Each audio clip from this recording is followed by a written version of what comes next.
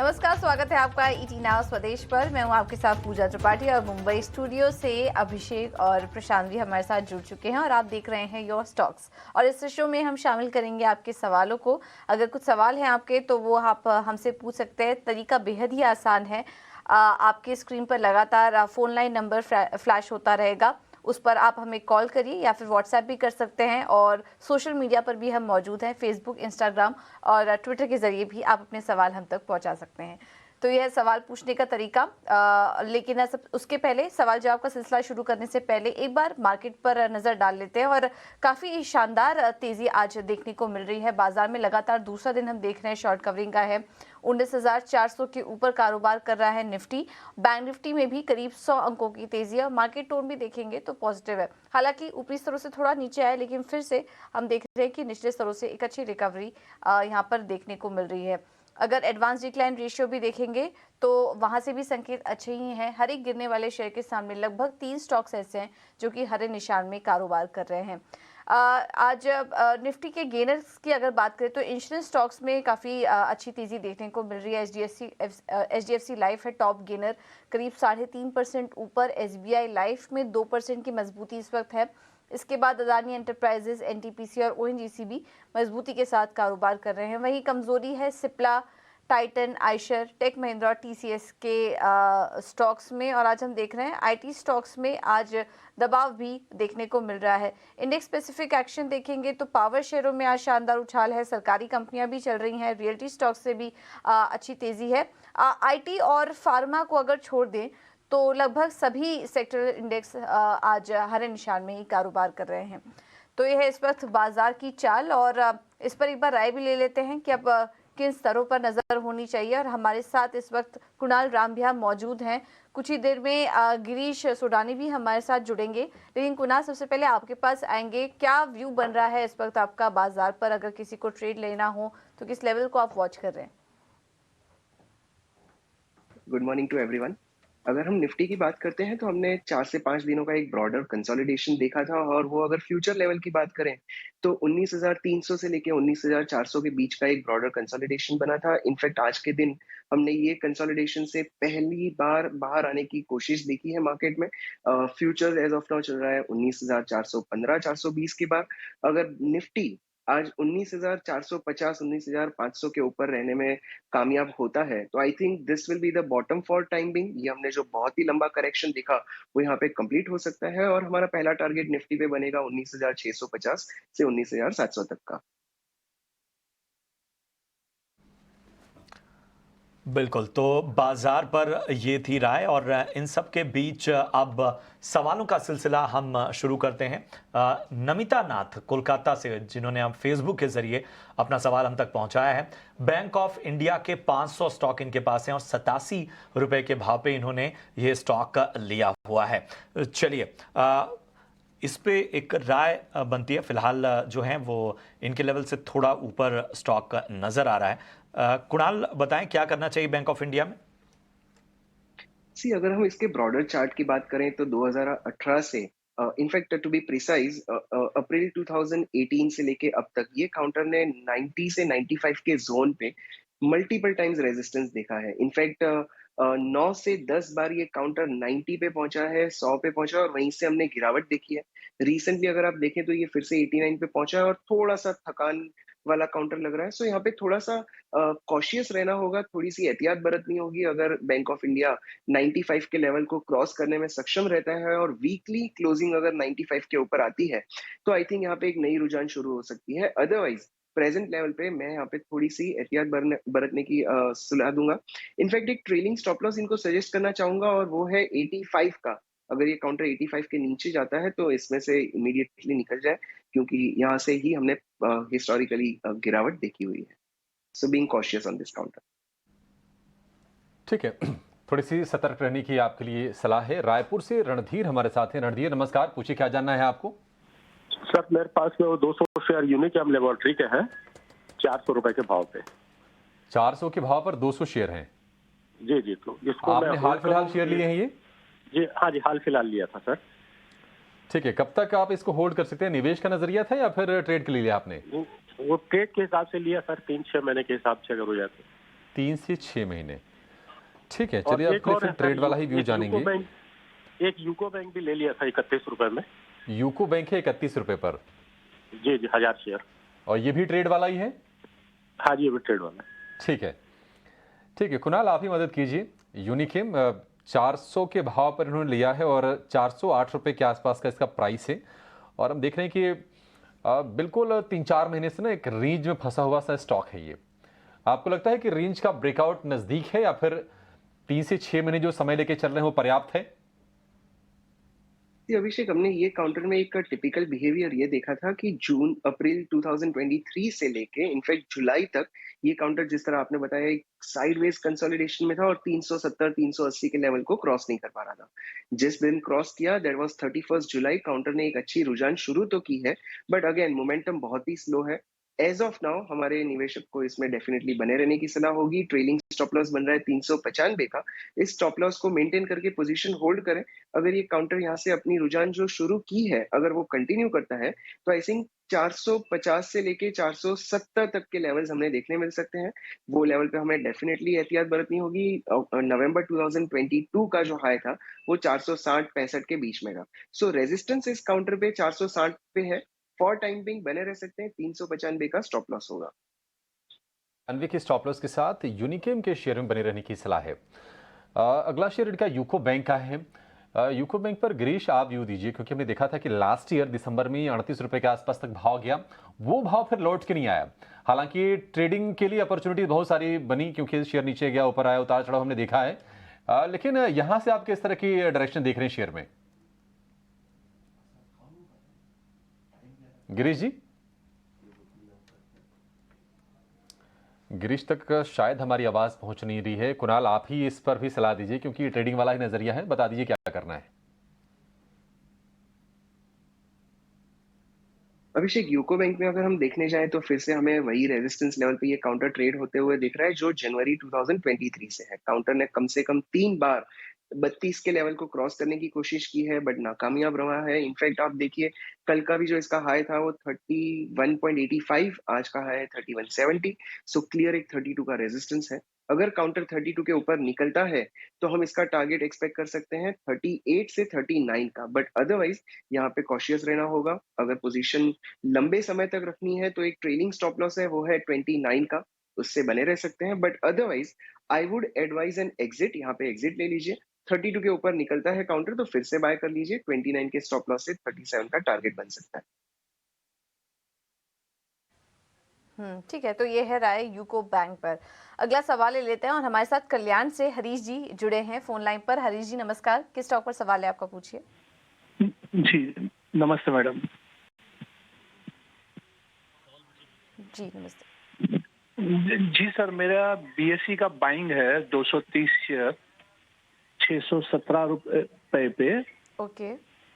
और ये मैंने होल्ड किया है। अभी तो 900 का रेट चल रहा है अबाउट। तो इसका जो माने फ्यूचर क्या है, ये 1000 तक जा सकता है? मैं 2 महीना रुकने के लिए तैयार हूँ। ठीक है, यहाँ पर गिरीश, अगर आप तक आवाज़ पहुँच रही हो हमारी, बीएसई पर सवाल आया है। और हरीश जी को पहले तो कॉन्ग्रेचुलेशंस, काफ़ी अच्छा मुनाफा हो रहा है। और बीएसई के चार्ट्स अगर देखेंगे तो मात्र 1 महीने में ही स्टॉक में काफ़ी अच्छी तेज़ी आई, करीब 170 अंकों से ज़्यादा की तेज़ी थी। और इस पूरे साल में भी अगर देखेंगे जनवरी से लेकर अभी तक, तो 62% की तेज़ी बीएसई दिखा चुका है। काफ़ी अच्छे लेवल पर इन्होंने भी एंट्री ली है और उसका फ़ायदा भी इनको मिल रहा है। गिरीश, ये जानना चाह रहे हैं कि अगर थोड़ा समय दें तो क्या जल्द ही इसमें 1000 के आसपास के लेवल्स दिखेंगे? और डेफिनेटली इसके अंदर 1000 के लेवल्स का एक रेंज बाउंड डेफिनेटली बनता ही है, क्योंकि स्टॉक ने काफी इजीली सस्टेन करा के 835 का जो इसका हार्डर लेवल था वो, तो उस सेंस में अगर देखा जाए तो अगर इनको आगे कंटिन्यू रखना है बोलकर तो सेम पोजीशंस को 835 का लेवल से स्टॉप लॉस मेंटेन करें एंड 1010 का एक टारगेट करें। अगले 2 से 3 महीने का टारगेट अचीवेबल है, क्योंकि जिस तरीके का वॉल्यूम ग्रोथ आई है इस स्टॉक के अंदर, तो 1030 का एक लेवल डेफिनेटली 1 से 2 महीने के टाइम फ्रेम में बन सकता है। एक छोटे दायरे में कारोबार हो रहा है, 50-60 अंकों के आसपास का दायरा है निफ्टी का, और 19,400 के ऊपर टिकने की कोशिश है। निफ्टी बैंक की बात करें तो वहां से थोड़ा सा सपोर्ट हम कह सकते हैं थोड़ा सा बेहतर है। 100 अंक ऊपर है निफ्टी बैंक, 0.25% के आसपास की मजबूती। आज जो सहारा मिल रहा है, हमने कल देखा था कि कल बजाज फाइनेंस निफ्टी का टॉप गेनर था, आज भी ये शेयर चल रहा है और करीब करीब 1-1.25% के मूव आज भी दे रहा है। कल 7,000 का स्तर पार किया था, लेकिन बजाज फाइनेंस से जो कंपनी कंपीट करेगी आगे चलकर वो होगी जियो फाइनेंशियल। कल इसकी लिस्टिंग हुई, लिस्टिंग पर हमने 5% का लोअर सर्किट देखा। शेयर आज भी 5% के ही लोअर सर्किट पर है और 2 दिन में तकरीबन 20,000 करोड़ के आसपास का मार्केट कैप साफ हो गया है। लेकिन सवाल यह कि आखिर क्यों टूट रहा है जियो फाइनेंशियल, क्या दिक्कतें हैं, ये बताने के लिए हमारे सहयोगी सौमित सरकार हमारे साथ जुड़ गए हैं। सौमित, बताइए क्या मुश्किलें हैं? कल भी ये 5% का लोअर सर्किट, आज भी 5% का लोअर सर्किट, क्या चिंताएं हैं? अगर आप देखेंगे तो जियो फाइनेंशियल का जो डिस्कवर्ड बेस प्राइस था वो 261.85 का था। कल लिस्टिंग हुआ करीब 265 के आसपास और लगातार दूसरे दिन के लिए हमें 5% का लोअर सर्किट दिख रहा है। आज 5% के फॉल के बाद जो प्राइस आया है वो करीब 236.5 रुपीज़ का आसपास आया है। अब ये क्यों फॉल हुआ है? क्योंकि जो इंस्टीट्यूशनल इन्वेस्टर्स है, जैसे कि जो पैसिव म्यूचुअल फंड कंपनीज है जो कि ट्रैक करती है निफ्टी और सेंसेक्स को, इनकी तरफ से भारी सेलिंग देखने मिल रही है। अब ये पैसिव फंड क्या होते हैं, जो कि डायरेक्टली जो भी निफ्टी या सेंसेक्स कंपनीज होते हैं उन पे डायरेक्टली इन्वेस्ट करती है, वही वेटेजेस के हिसाब से, और जो भी जब भी चेंजेस होती है उसको उस हिसाब से उन लोग वो फॉलो करते हैं। अब अगर आप देखेंगे तो जियो फाइनेंशियल निफ्टी और सेंसेक्स का हिस्सा है। वेडनेसडे तक ये कंपनी हिस्सा रहेगी निफ्टी और सेंसेक्स का, और थर्सडे को इस कंपनी को निफ्टी और सेंसेक्स से बाहर निकाल दिए जाएंगे। अब चूंकि रिलायंस इंडस्ट्रीज ऑलरेडी निफ्टी और सेंसेक्स का हिस्सा है, तो जितने भी वो पैसिव म्यूचुअल फंड्स थे उनको भी उनके पास भी रिलायंस इंडस्ट्रीज होंगे और उनको भी जियो फाइनेंशियल के शेयर्स मिले होंगे। अब चूंकि जियो फाइनेंशियल थर्सडे को दोनों ही इंडेक्सेस से बाहर निकल जाएंगे, तो इन म्यूचुअल फंड्स को भी उनके शेयर्स को बेचने पड़ेंगे, लिक्विडेट करने पड़ेंगे मार्केट में, क्योंकि वो जियो फाइनेंशियल होल्ड नहीं कर सकते, क्योंकि जियो फाइनेंशियल निफ्टी और सेंसेक्स का हिस्सा नहीं रहेगा। और इसी कारण हमें ये सेलिंग देखने मिल रहा है अभी जियो फाइनेंशियल में, और इसलिए लोअर सर्किट लगा है। अब एनालिस्ट के हिसाब से निफ्टी से बाहर जाने के कारण करीब 90 मिलियन शेयर्स की सेलिंग एक्सपेक्टेड है, और सेंसेक्स से बाहर जाने के कारण करीब 55 मिलियन शेयर्स की सेलिंग एक्सपेक्टेड है। तो कुल मिला के करीब 14.5 करोड़ शेयर्स की सेलिंग एक्सपेक्टेड है। उसके साथ अगर आप देखेंगे तो जियो फाइनेंशियल के शेयर्स जो जीडीआर होल्डर्स है, अब रिलायंस इंडस्ट्रीज का जीडीआर लंदन में लिस्टेड है, तो उन्हें भी जियो फाइनेंशियल के शेयर्स मिले हैं। तो एनालिस्ट ऐसा मान रहे हैं कि जीडीआर होल्डर्स भी शायद इसको सेल कर सकते हैं। तो उनके पास करीब 17 करोड़ के आसपास शेयर्स है, तो कुल मिला के करीब 30 करोड़ के आसपास के शेयर्स की सेलिंग एक्सपेक्टेड है जियो फाइनेंशियल में, और इसी कारण ये 5% का लोअर सर्किट कंटिन्यूसली लग रहा है जियो फाइनेंशियल पे। अब सर्किट क्यों लग रहा है? क्योंकि जियो फाइनेंशियल लिस्ट हुआ है T2T सेगमेंट में। इसका मतलब ये है कि यहाँ पे सिर्फ डिलीवरी बेस्ड ट्रेडिंग हो सकती है, इंट्राडे ट्रेडिंग नहीं हो सकती है, और ये अगले 10 दिन तक होगी, मतलब लिस्टिंग से लेके अगले 10 दिन तक। और इसी कारण तब तक अगर भारी सेलिंग देखने मिली तो 5% का लोअर सर्किट लगने को देख सकते हैं हम जियो फाइनेंशियल पे। अगर आप देखेंगे तो जब जियो फाइनेंशियल की डीमर्जर की बात चल रही थी, तब स्ट्रीट ने जो वैल्यू असाइन किया था जियो फाइनेंशियल को, वो करीब 160 to 180 पे हुआ था, बट डिस्कवर्ड प्राइस जो हुआ था जियो फाइनेंशियल का वो 261.85 के आसपास है। तो थोड़ा एक सेक्शन है स्ट्रीट का जो एक्सपेक्ट कर रहा है कि लोअर सर्किट लगने के कारण शायद जियो फाइनेंशियल की जो प्राइसिंग है वो 160-180 पे आके सेटल हो सकती है। तो ये बात एक देखने वाली होगी कि कहाँ पे जाके ये सेटल होता है, लोअर सर्किट का मामला कब खत्म होता है जियो फाइनेंशियल को लेके। अब 2 दिन लगातार लोअर सर्किट लगने के कारण अगर आप देखेंगे तो जियो फाइनेंशियल की जो मार्केट कैप है वो 1.7 लाख करोड़, जो कि लिस्टिंग की मार्केट कैप थी, उससे उतर के अब करीब 1.5 लाख करोड़ के आसपास आ गया। तो 20,000 करोड़ की मार्केट कैप उड़ चुकी है जियो फाइनेंशियल पे। और अब जियो फाइनेंशियल 34th लार्जेस्ट कंपनी है इंडिया में। बजाज फाइनेंस सबसे बड़ी लिस्टेड एनबीएफसी है, उसके बाद आ जाता है बजाज फिनसर्व, और अब आता है और उसके बाद है जियो फाइनेंशियल 1.5 लाख करोड़ के मार्केट कैप के हिसाब से।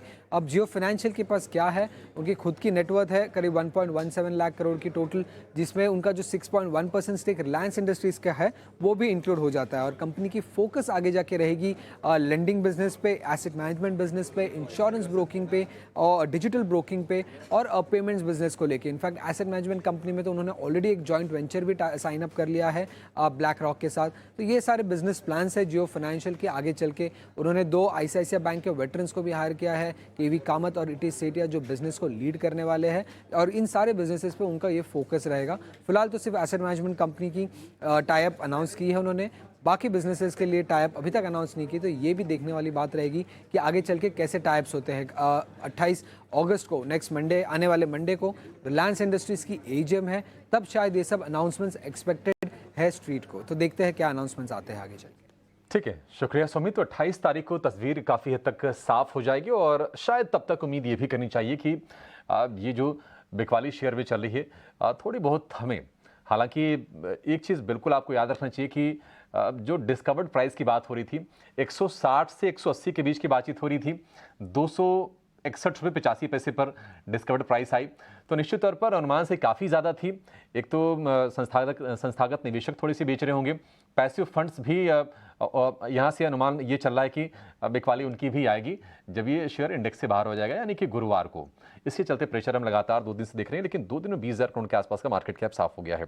लेकिन इसके अगेंस्ट दूसरी तस्वीर ये है कि बजाज फाइनेंस चल रहा है, लगातार 5 दिन गिरा था, उसके बाद हमने कल तेजी देखी, निफ्टी का टॉप गेनर था, आज भी निफ्टी के टॉप गेनर्स में शुमार है, करीब 1.25% के आसपास की तेजी आज भी है, 7,142 रुपए का भाव है।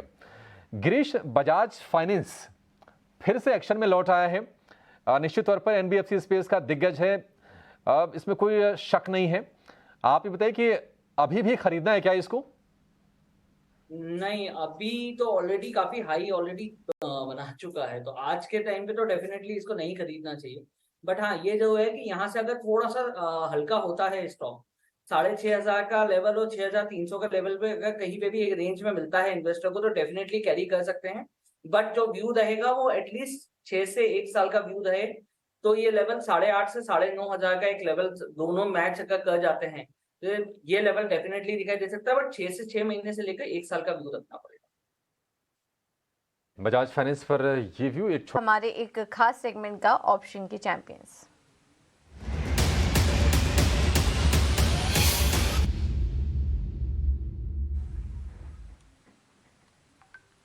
और हमारे साथ ध्वनि पटेल जुड़ चुके हैं आज की स्ट्रैटेजी बताने के लिए। ध्वनि, थैंक यू सो मच समय देने के लिए। क्या होगी आज की स्ट्रैटेजी?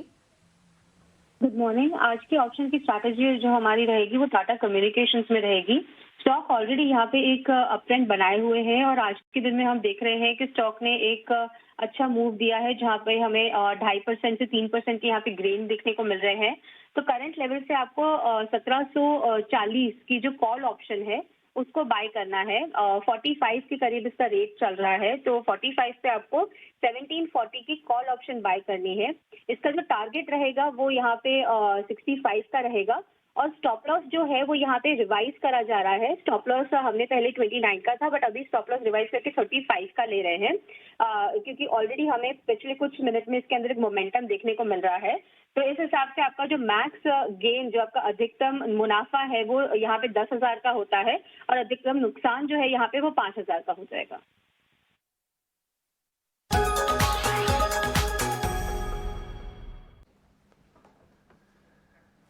और आईपीओ कॉर्नर में आज हम बात करेंगे एरोफ्लेक्स इंडस्ट्रीज के आईपीओ की। और आईपीओ पर बातचीत करने के लिए, आपको सही तरीके से गाइड करने के लिए, कंपनी का कारोबार समझाने के लिए कितना पोटेंशियल है, इन सब मसलों पर बातचीत करेंगे। अगले 10-15 मिनट तक आप कहीं जाएगा नहीं। और हमारे साथ जुड़ गए हैं वेंचुरा सिक्योरिटीज़ के विनीत बोलिंजकर। विनीत जी, बहुत शुक्रिया, आपका स्वागत है आपके टीनो स्वदेश पर। सर, इसका जो नाम है ना एरोफ्लेक्स इंडस्ट्रीज, तो इसको नाम को सुन के लग रहा है कि कहीं क्या ये एविएशन वाली कंपनी है, क्या ये ऑटो सेगमेंट से जुड़ी है? इससे बहुत क्लियर नहीं हो पा रहा है और थोड़ा सा कॉम्प्लेक्स है बिजनेस, जो है आम आदमी की समझ में शायद उतना ना आ पाए। पहले तो आप ये बताइए कंपनी करती क्या है?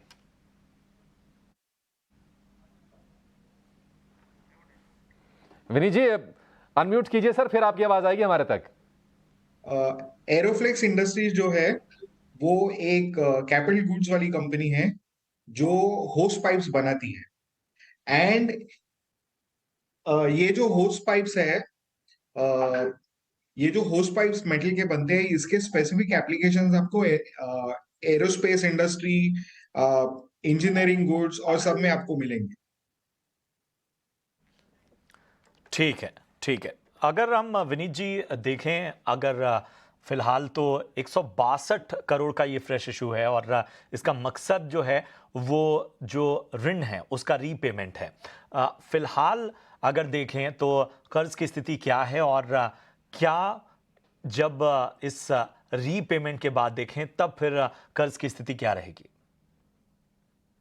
देखिए, ये तो पूरा डेट रीपे करने वाली है कंपनी, और ये जो 350 करोड़ रेस कर रहे हो उसमें से लगभग 80-85 करोड़ आपका जाएगा वर्किंग कैपिटल में, और लगभग बाकी का जो पैसा बचता है वो उन लोग ने ईयरमार्क किया है इनऑर्गेनिक एक्विजिशंस के लिए।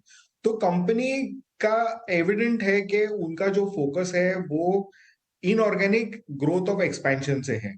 कंपनी की जो रेवेन्यू आती है वो काफी अच्छी है और उनका ग्रोथ रेट 30-35% रहा है हिस्टोरिकली, और हमें अनुमान है कि ये ट्रेंड आगे जारी रहेगा।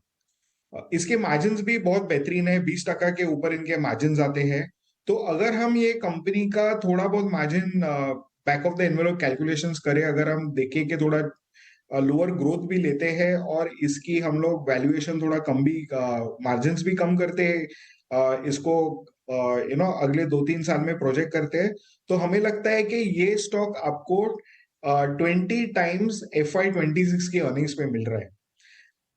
पोस्ट इक्विटी मतलब पोस्ट आईपीओ लिस्टिंग, इसका 20 टाइम्स FY26 अर्निंग्स पे आपको मिल रहा है, और मेरे हिसाब से इसके जो मल्टीपल्स है काफी कंजर्वेटिव है, क्योंकि इसमें हमने जो इनऑर्गेनिक ग्रोथ आने वाली कंपनी के एक्विजिशन से वो हमने कंसिडर नहीं किया है, तो इससे भी आपको एक अपसाइड एस्टिमेट आ सकता है।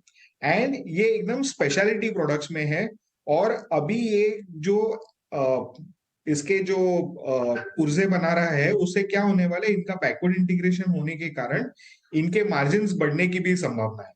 तो हम लोग ने बहुत कंजर्वेटिव एस्टिमेट पे आपको बताया कि ये आपको 2 साल के हिसाब से 20 टाइम्स फॉरवर्ड मिल रहा है, एंड कंपनी एकदम स्ट्रॉन्ग विकेट पे, इसके 2 डायरेक्ट कॉम्पिटिटर्स है, एक यूएस लिस्टेड कंपनी है और एक यूके लिस्टेड कंपनी है।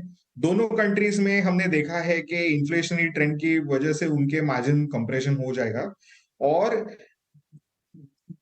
Because this company is also supplying to the ISRO, तो इसको स्पेस एप्लीकेशन जो एकदम फास्ट ग्रोइंग इंडस्ट्री है इसमें भी इसको एंट्री मिल सकती है with other competitors.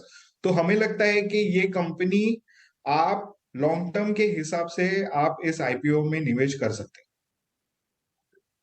Long term के लिए ये ठीक है। एरोफ्लेक्स अगर हम फाइनेंशियल की बात करें तो अगर हम FY21 से लेकर FY23 की जर्नी कर देखें, आय 145 करोड़ से बढ़कर 269 करोड़, मुनाफे की बात करें तो 6 करोड़ से बढ़ के 30 करोड़, करीब करीब 5 गुना। कामकाजी मुनाफा यानी कि एबिटा में भी हमने अच्छी ग्रोथ देखी है, करीब करीब 2.5 गुने के आसपास की। मार्जिन एक्सपेंशन की बात करें तो अच्छी चीज़ ये है कि 15% के आसपास की मार्जिन थी FY21 में, उसको बढ़ाकर कंपनी ने कर लिया है 20% के आसपास का। आपको विनीत जी क्या फाइनेंशियल्स ठीक ठाक लग रहे हैं इसके? और आप जो जिक्र कर रहे थे कि 2 ही कंपनियां इसकी पेयर्स हैं, मैं नाम बता देती हूं, पार्कर हैनफिन कॉर्प है और दूसरी है सीनियर PLC। लेकिन अगर हम वैल्यूएशन को देखें तो कहीं ना कहीं ये एक 26 पर ट्रेड कर रही है PE मल्टीपल, एक 35 पर ट्रेड कर रही है, ये 40 पर है। एक छोटे साइज वाली कंपनी है, 350 करोड़ के ये इनको रेज करना है। आप ये बताइए कि कहीं आपको वैल्यूएशन वाला कंसर्न दिख रहा है क्या इसमें?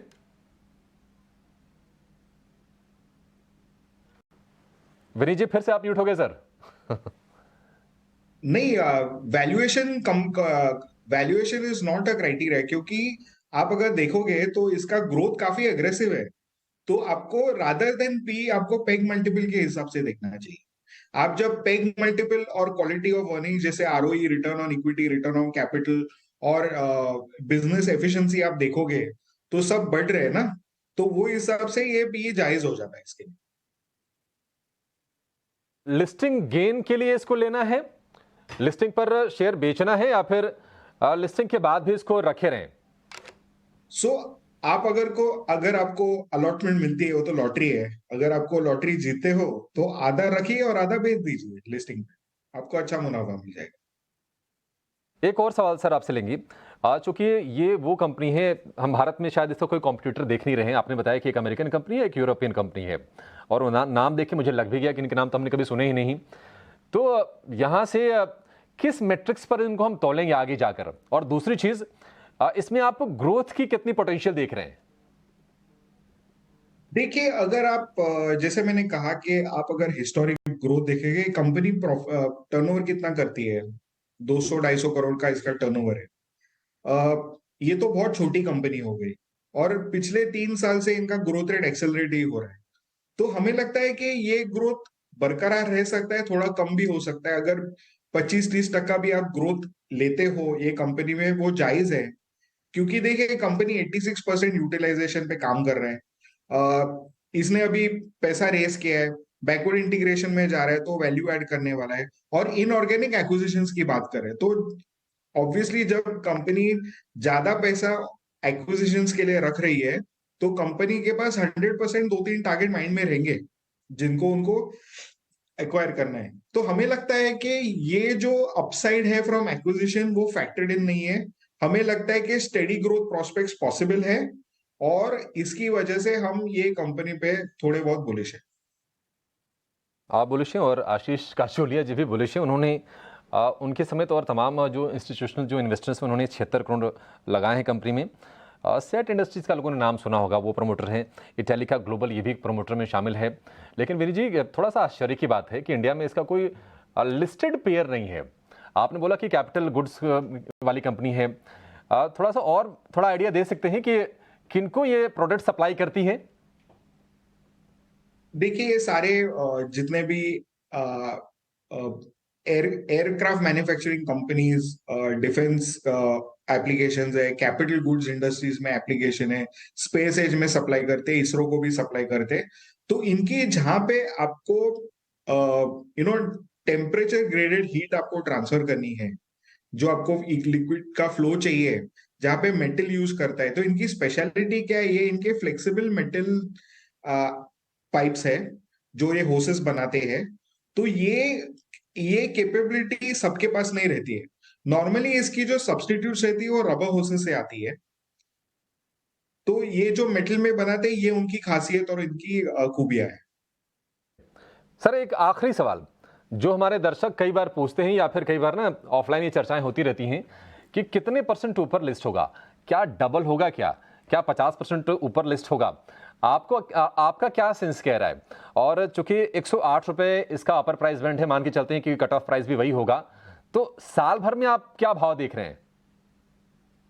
देखिए, साल भर में ना इसका, देखिए जैसे मैंने थोड़ा सा backward of the envelope calculation किया, मेरे को लगता है कि अगले 3 साल में, मतलब 24, 25, 26, इनका प्रॉफिट 30 करोड़ से डबल हो सकता है, 70-75 करोड़ तक जा सकता है, ऐसा हमारा अनुमान है। इससे ज्यादा भी हो सकता है। लेकिन अगर आप 70 करोड़ लेके चलते हो, आपको जैसे मैंने बताया कि इसकी वैल्यूएशन 20 टाइम्स आ रही है, और अगर आप देखोगे बाकी के जो कंपनीज है, इन ऑर्गेनाइज्ड मार्केट्स, मैच्योर मार्केट्स में, अगर इनके कॉम्पिटिटर्स के पी 25 के ऊपर है, तो इसको भी उतने का पी देना चाहिए आपको। तो मैंने तो कंजर्वेटिव 20 का मल्टीपल लेके आपको बताया था, तो वो हिसाब से आपको मिल रहा है। तो मुझे लगता है कि ये भाव से आपको 25-30% अपसाइड आराम से मिल सकता है। ठीक है, मौजूदा भाव से 25 से 30% का अपसाइड मिल सकता है। लिस्टिंग के लिए भी ये ठीक है कंपनी, और लंबी अवधि के लिए भी आप इसमें निवेशित रह सकते हैं। विनीत सर, बहुत शुक्रिया आपका समय देने के लिए और इस आईपीओ पर विस्तार से चर्चा करने के लिए और लोगों का ज्ञान बढ़ाने के लिए भी बहुत शुक्रिया आपका। तो आईपीओ कॉर्नर में आज एरोफ्लेक्स इंडस्ट्रीज़ को लेकर चर्चा हुई। अब वापस लौटेंगे बाजार की तरफ और आपके सवाल जवाब का रुख करेंगे। गुजरात से आशुतोष गौतम का सवाल लेंगे। इनका सवाल है ट्विटर से, और 5000 शेयर है इनके पास 1050 रुपये के भाव पर। गिरीश जी, हाल फिलहाल हमने देखा है कि ये जो ग्रेफाइट इलेक्ट्रोड वाली कंपनियां हैं, चूंकि डिमांड बढ़ रही है, तो ग्रेफाइट इंडिया हो या फिर HEG हो, शेयरों में हम तेजी देख रहे हैं। HEG 1500 शेयर इनके पास 1050 के भाव पर इन्होंने लिए हैं। 1500 का भाव ऑलरेडी इसका हो गया है। और अगर हम प्रॉफिट अगर देखें तो इनका जो मुनाफा है 11,13,000 रुपए का मुनाफा सिर्फ एक शेयर से हो रहा है। आप बताइए कि कहां तक जाएगा, और क्या पार्शियल प्रॉफिट टेकिंग की आप सलाह देंगे क्या?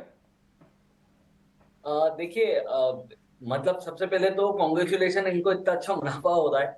बट जैसे कि मैं देख रहा हूँ कि इनके क्वार्टर ऑन क्वार्टर रिजल्ट्स भी बहुत अच्छे लुक्रेटिव नहीं रहे हैं। बट ओवरऑल स्टॉक ने काफी अच्छी रैली दिखाई है, क्योंकि मार्जिन काफी डिक्लाइन हुए थे इनके, जो अपने फोर्थ क्वार्टर्स में ऑलरेडी देखे थे इनके अंदर। तो अगर हम ओवरऑल स्ट्रक्चर देखें तो मिक्स मैच है। बट अगर पोजीशन पार्ट को देखें, क्योंकि स्टॉक ने काफी अच्छी रैली दिखा दी है एक रेंज के अंदर, तो मेरा सजेशन ये रहेगा कि स्टॉप लॉस मेंटेन करें 1510 का। 1510 के स्टॉप लॉस से अपनी ये पोजीशन होल्ड करें। अगर ये 1840 का एक लेवल क्रॉस कर जाता है तो 1950 से लेकर 2040 का एक लेवल दिखाई देता है अगले 3 महीने से 6 महीने के टाइम फ्रेम के। तो इनको एटलीस्ट 3 महीने का टाइम फ्रेम रखना पड़ेगा और 1540 का एक स्टॉप लॉस मेंटेन करें इस पे। एमएमडीसी का है तो इंडिया, तो ये है व्यू एचईजी पर। कल हम देख रहे थे कि एचईजी ग्रेफाइट दोनों ही स्टॉक में पॉजिटिव ब्रोकरेज रिपोर्ट्स के चलते शानदार तेजी भी देखने को मिल रही थी और स्टॉक में सही लेवल पर भी इन्होंने एंट्री की, जिससे कि काफ़ी अच्छा गेम भी इनको हो रहा है। अब आगे बढ़ते हैं और इंस्टाग्राम पर चिराग गर्ग जी का सवाल आया है। एमएमटीसी है इनके पास 1400 शेयर्स 45 पर इन्होंने लिया हुआ है। मौजूदा भाव एमएमटीसी का देखें तो इस वक्त 40 रुपये के आसपास ये स्टॉक कारोबार कर रहा है। इन्होंने क्वांटिटी क्योंकि ज़्यादा ले रखी है, इस वजह से इन्हें नुकसान भी ज़्यादा हो रहा है। हालांकि आज ये स्टॉक ऊपर है करीब 3%।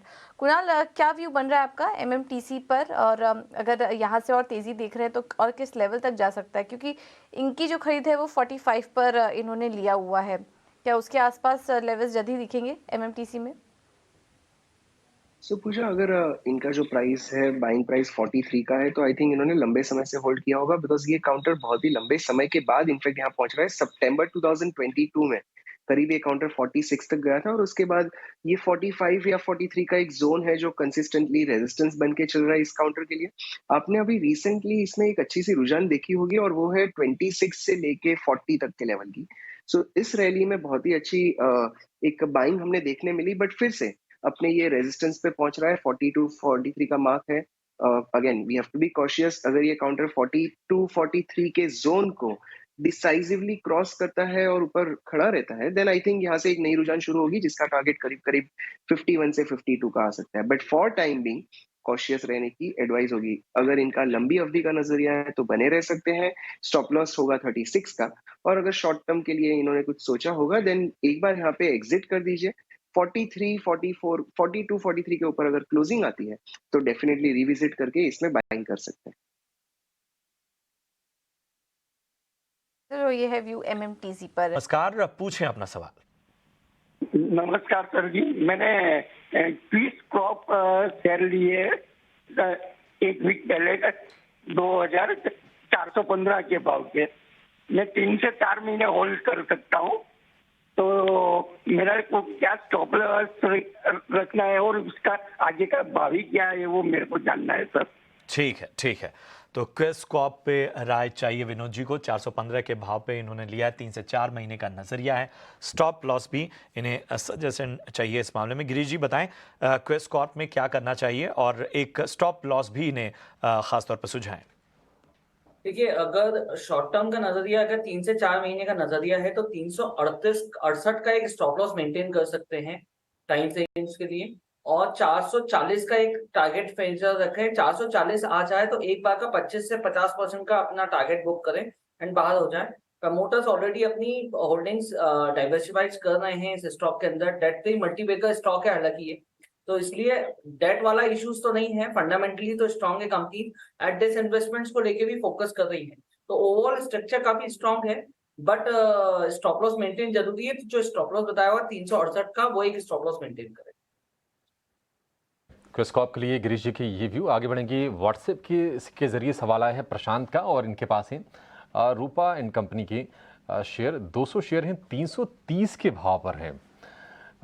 इस पर कुणाल आप व्यू दीजिए, क्योंकि हमने देखा है कि मतलब ना कुछ टाइम के लिए बाउंस आता है, ये शेयर चलते हैं फिर कंसोलिडेशन वाले में चले जाते हैं। हालांकि 200 रुपये के आसपास तक ये शेयर गया, वहाँ से रिकवरी अच्छी है, लेकिन फिर से कहने की हमने देखा कि 300 रुपये के आसपास जाके सप्लाई आ गई। 330 का इनका भाव है। आपको क्या उम्मीद है, कब तक ये भाव आ जाएंगे? कुछ आप चार्ट देख के बता सकते हैं? सो अभिषेक, अगर हम जिस तरह आपने बताया इसमें रिसेंटली हमने अच्छी रुझान देखी थी, बट ओवरऑल अगर ट्रेंड की बात करें तो मई 2022 से लेके अब तक ये काउंटर एक डाउन ट्रेंड में था। ये डाउन ट्रेंड पहली बार चैलेंज हुआ है 24 जुलाई को, जब इस काउंटर ने बहुत ही अच्छी रुझान दिखाई और उस हफ्ते में ये काउंटर 10% ऊपर था। सो यस, ये नेगेटिव ट्रेंड पॉजिटिव में कन्वर्ट होने की कोशिश तो डेफिनेटली हुई है। अब इस लेवल पे बात करें तो 263 के लेवल्स पे हम डेफिनेटली इस पे बने रहने की सलाह दे सकते हैं, क्योंकि इनकी होल्डिंग ऑलरेडी बहुत ही पुरानी है। सो यहाँ पे होल्ड कर सकते हैं। एक ट्रेलिंग स्टॉप लॉस यहाँ पे रखना होगा और वो है 250 का। अगर ये काउंटर 250 के नीचे जाता है तो शायद यहाँ पे और गिरावट देखने मिल सकती है। अदरवाइज यहाँ से एक पॉजिटिव रुझान शुरू हुई तो हमें इसका टारगेट करीब करीब 350 से 360 तक का देखने मिल सकता है। सो फॉर टाइम बिंग बने रहे। अगर ये काउंटर 280 तक आता है तो फिर से एक बार रिविजिट करें। आई थिंक 350 से 360 के लेवल्स हमने अगले 3 से 6 महीनों में देखने मिल सकते हैं। ओके, तो 300 के ऊपर जा सकता है ये स्टॉक, बने रहने की राय आपको यहाँ पर दी जा रही है। अगला सवाल फेसबुक पर मुंबई से मनोज जी ने भेजा है। अंबुजा सीमेंट इन्होंने लिया हुआ है 2700 शेयर्स 465 पर। कुणाल, आप ही सजेस्ट करिए, हाल फिलहाल की खरीद लग रही है और पिछले 2 दिनों से हम देख रहे हैं अदानी ग्रुप के शेयरों में तेजी भी थी, अंबुजा सीमेंट भी चल रहा था उसी में। अभी क्या करें अंबुजा सीमेंट में? नेक्स्ट लेवल्स आप क्या देख रहे हैं स्टॉक के लिए? पूजा, अंबुजा सीमेंट में रुझान अगेन पॉजिटिव है। Counter higher of higher bottom करीब फरवरी से लेके अब तक बना ही रहा है। इनफैक्ट इमीडिएट अगर टारगेट की बात करें तो 485 486 के लेवल्स हैं जो मैं ध्यान में रख रहा हूँ अपनी मुनाफा वसूली के लेवल के लिए। बट फॉर टाइमिंग इस काउंटर में बने रह सकते हैं। एक ट्रेलिंग स्टॉप लॉस डेफिनेटली रखना होगा और वो है 455 का। अगर काउंटर 455 के नीचे जाता है तो शॉर्ट टर्म के लिए एक बार एग्जिट करनी होगी। अदरवाइज 485 तक के लक्ष्य के ध्यान में रखते हुए आई थिंक इसमें बने रह सकते हैं। 480-85 के लक्ष्य के लिए बने रहने की सलाह आपको मिलती हुई। चलिए बढ़ते हैं आगे। राजीव कुमार हमारे अगले कॉलर हैं जो कि भोपाल से हैं। राजीव जी नमस्कार, पूछे अपना सवाल। सर मेरे पास SBI के 808 शेयर हैं एट द रेट ऑफ 570 जी। कोई खास नजरिया कब तक रुक सकते हैं? ये सर लॉन्ग टर्म के लिए लिए थे। ठीक है, लेकिन अगर कोई रेजिस्टेंस है तो जानने की कोशिश कर रहा था। ठीक है। तो आपके लेवल के आसपास ही है फिलहाल SBI। तो गिरीश जी बताएं, लॉन्ग टर्म का नजरिया इनका SBI में क्या करना चाहिए? SBI को इनको होल्ड करना चाहिए क्योंकि ऑलरेडी काफी इजीली बुक्स रिजॉल्व हो गई हैं। जो रेटिंग्स आई हैं, अगर ओवरऑल देखा जाए तो रिसर्च रेटिंग्स भी काफी स्ट्रांग दी थी कंपनीज ने। एंड स्ट्रक्चर काफी स्ट्रांग आ रहा है, मार्जिन्स काफी स्ट्रांगली बिल्डअप हो रहे हैं। जो इनके लोन बुक्स इंक्रीज हुई हैं वो 30 to 35% year on year basis पे भी इंक्रीज हुई है। तो यहाँ पे जो कैलकुलेशन है वो यही है कि 542 का एक स्टॉप लॉस मेंटेन करें एंड 650 से 700 का एक लेवल है जो अगले 3 महीने से 4 महीने के टाइम फ्रेम के लिए दिख सकता है, तो उसके लिए होल्ड करें। SBI को लेकर ये व्यू सुभाष का सवाल लेंगे, हरियाणा से आए हैं इंस्टाग्राम के जरिए। उनके पास ये पिरामल एंटरप्राइजेस के शेयर 960 रुपए के भाव पर, और हम देख रहे हैं कि जो इसका भाव इस वक्त है वो है 1064 का, यानी कि इनके भाव से तकरीबन 125 रुपए के ऊपर ये शेयर ट्रेड कर रहा है। इस पर आप राय दीजिए गिरीश जी, क्या करना चाहिए पिरामल एंटरप्राइजेस? हालांकि हमने ठीक ठाक इसमें रनअप देखा है, हालांकि नतीजे थोड़े से कमजोर आए थे, लेकिन आगे आपको कैसी राह दिख रही थी? देखिए, जैसे आप बता ही चुके हैं, नतीजे थोड़े से कमजोर थे। 8% डाउन की टाइम फ्रेम्स दिखाई दी थी इन्होंने, मार्जिन भी इनवाइज लो किए थे, बट ऑलरेडी इनको प्रॉफिट हो रहा है। मेरा सजेशन यही है कि 1040 और 1025 ये 2 स्टॉप लॉस इनके लिए मेंटेन करके रखें। अगर इनका थोड़ा सा लॉन्ग टर्म नजरिया है तो 1025 का स्टॉप लॉस मेंटेन करें। ये थोड़ा स्लो मूविंग स्टॉक रहता है क्योंकि हम सब देखते हैं कि काफी स्लो चलता है ये स्टॉक। तो स्टॉक ओरिएंटेशंस में देखा जाए तो अगले 3 महीने से 4 महीने का टाइम फ्रेम रखना रहेगा। 1150 से लेकर 1190 का एक टारगेट मेंटेन करके रखें एंड होल्ड करें इस स्टॉक। 50 से लेकर 1190 के टारगेट्स आपके लिए सुझा रहे हैं, लेकिन जो स्टॉप लॉसेस बताए उसका आप जरूर पालन कीजिएगा। चलिए, इसी के साथ ही शो को यहाँ पर समाप्त करेंगे। गिरीश जी और कुणाल जी, आप दोनों का बहुत शुक्रिया आज समय देने के लिए, बाजार पर बातचीत करने के लिए और हमारे तमाम दर्शकों के सवालों की जवाब देने के लिए। फिलहाल प्रशांत को पूजा कर मुझे दीजिए इजाजत।